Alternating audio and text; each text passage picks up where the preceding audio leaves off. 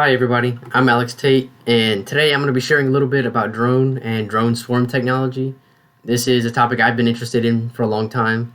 I'm actually doing an undergrad thesis through the honors program at UL about drone swarm technology.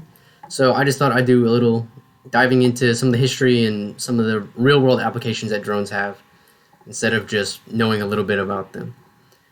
So the first thing we're going to do is just terminology. So a UAV, everybody's probably heard that in video games, movies, whatever. That's just a fancy term for a drone, an unmanned aircraft vehicle.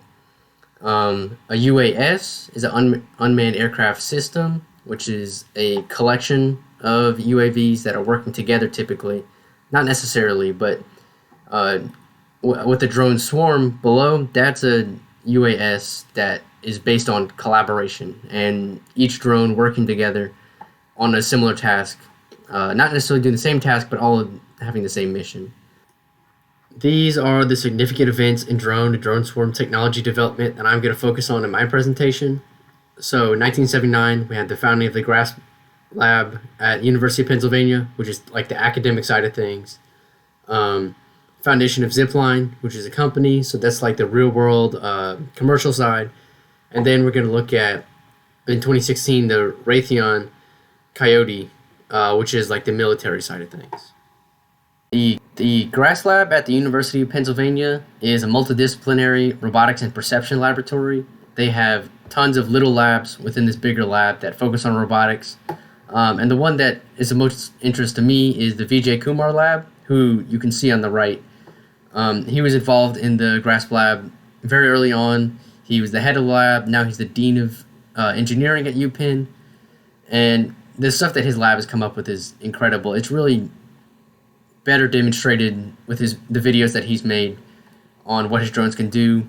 Right now you can see there's a drone that's building a little structure. These are automated. You give them a blueprint or you give them a task, you press a button, and then they go do it. It's really impressive and really the future of automated flight and automated drones.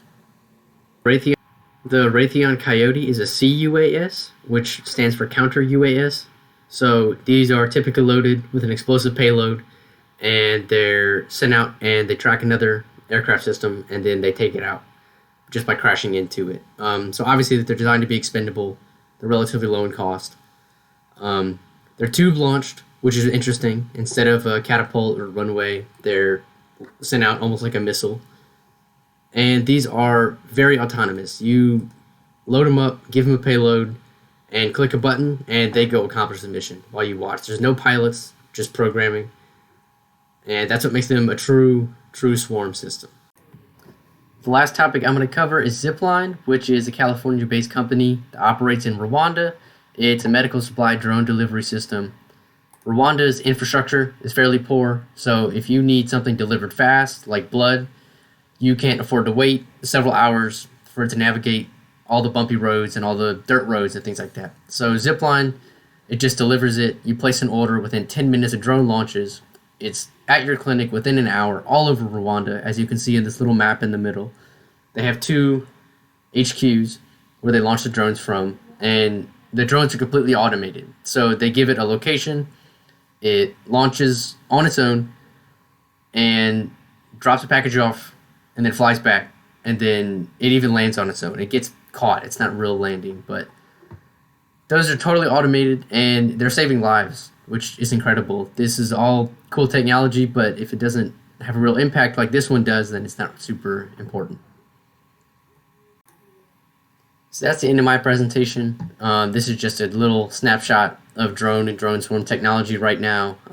There's a lot more to it, and I would love to get more into it, but time constraints.